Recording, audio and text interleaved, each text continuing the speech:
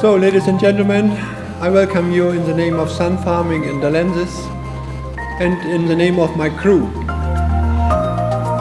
We came a long way in terms of the university, and today is for us a very, very proud moment. We see what we're going to present to you here today also as just the beginning of something much bigger than what we've achieved up to now. SUNfarming is a combination between solar and food on one place. To optimize the part shadow for plants that they don't dry out, to save a lot of water, to build a microclimate under panels, and to use the advantages of both. The university are involved in this project because we strive to use engineered solutions to benefit the community.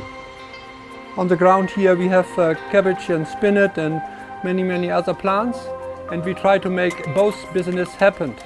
So this business is more for employing people, to feed people, to give them a job, even in the agriculture. That is the business is paying the bill for the whole investment. This project also has commercial potential. The commercial potential is that we can produce electricity and sell it back into the grid, and also produce agricultural products within the greenhouse. Now this makes the project much more sustainable than either having a project that you sell either electricity or only agricultural products, having the combination of the two products in one. And that is, I think, for Africa the main thing, that we give the people jobs, save water, and give them a hope and income out of energy. That is a good combination, and that is what SUNfarming is.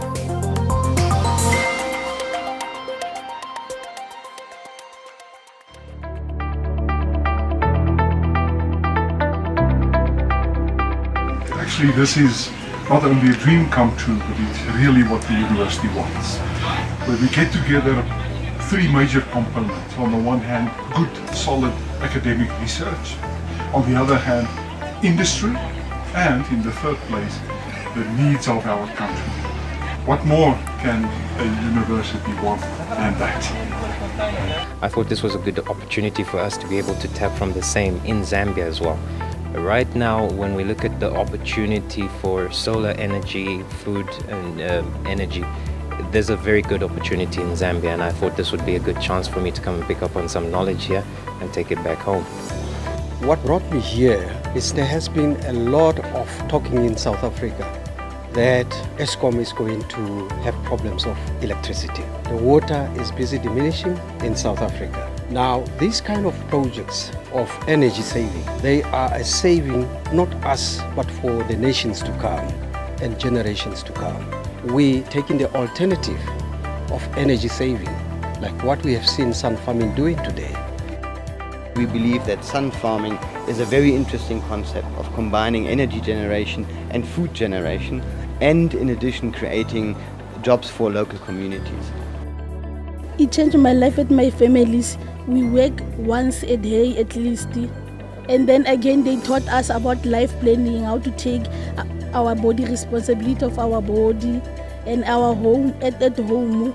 The cocoa fiber is very much important because we are using it for planting as our soil.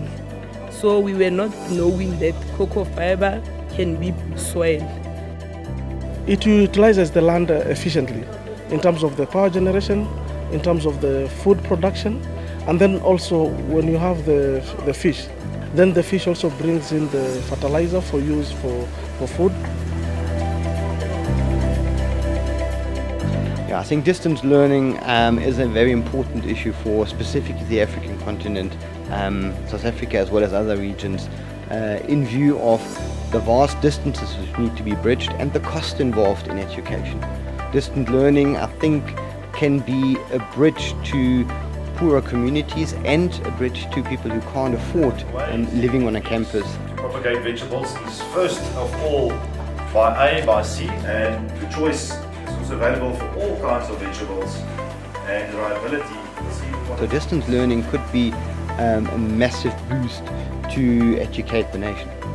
We see what we've achieved over here as just the beginning of a number of similar facilities to be established across the region and across Africa. And we are inviting other universities, other institutions to become involved in partnering with us so that we can take this concept that we've established here and replicate on a national scale and throughout Africa.